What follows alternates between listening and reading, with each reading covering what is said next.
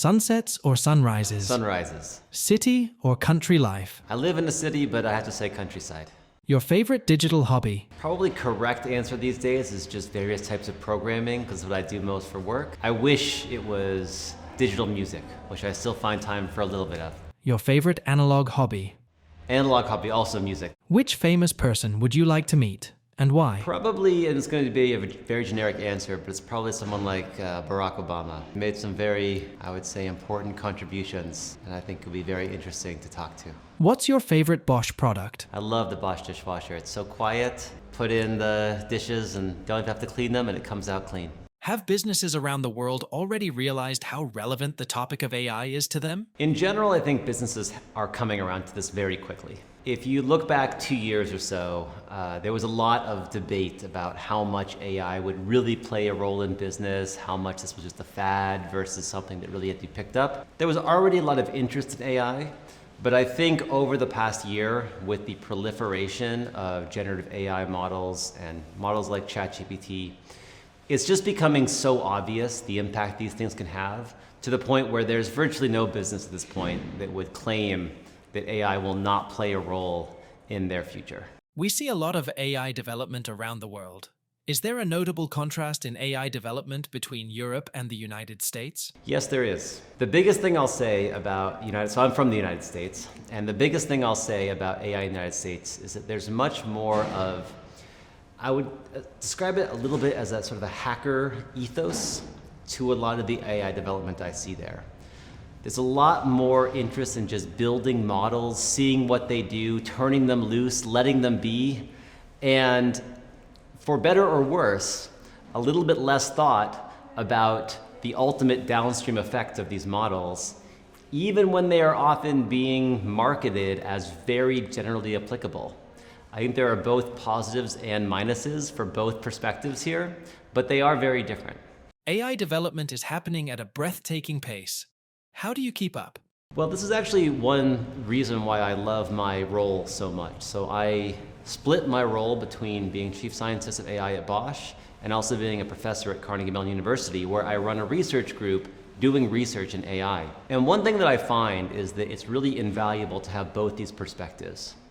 From the standpoint of research, I have to, as a means of necessity, keep up with latest advances in the field, what's happening, my Twitter feed of recent advances that's sort of coming up day to day. But I do need to stay abreast of recent developments, and I read papers, and I look at the latest research. I attend conferences about the latest research.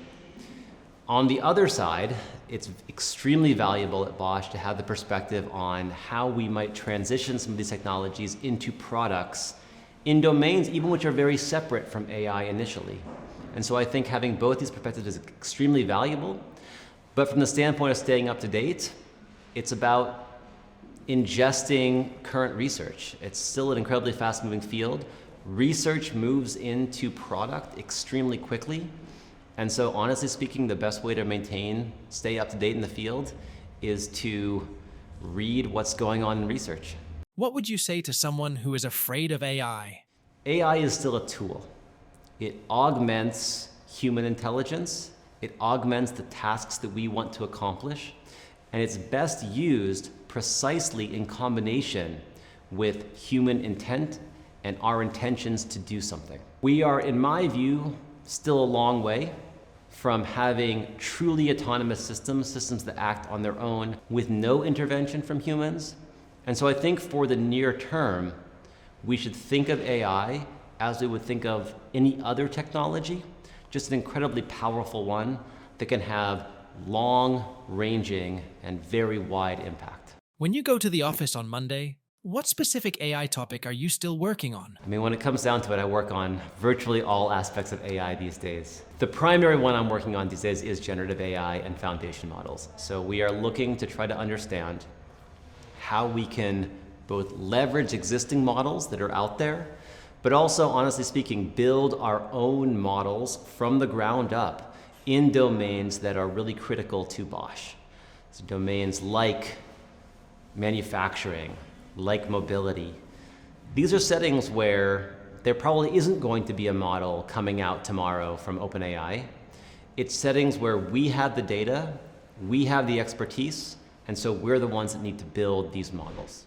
How does Bosch Research ensures ethical and responsible use of the AI technologies it develops? Bosch has a long history of careful and thoughtful development and productization of our technologies.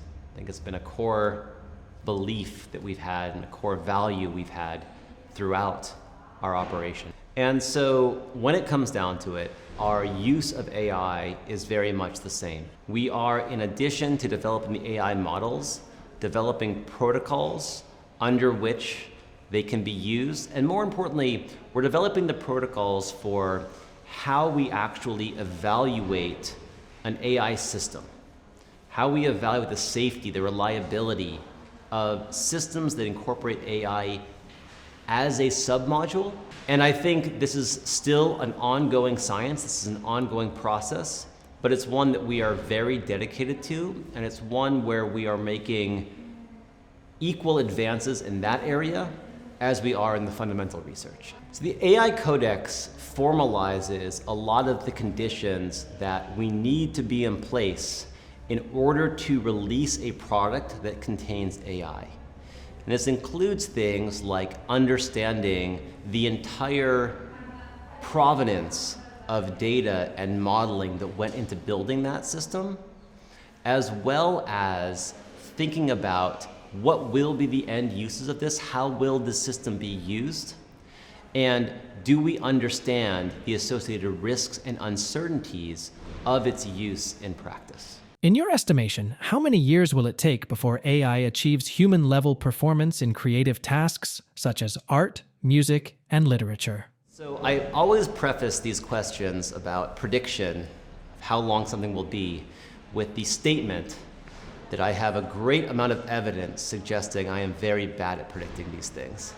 So it's not just my hunch, but I have hard data showing that I am bad at predicting these things. I think that what you consider creative work really determines what you mean by this question.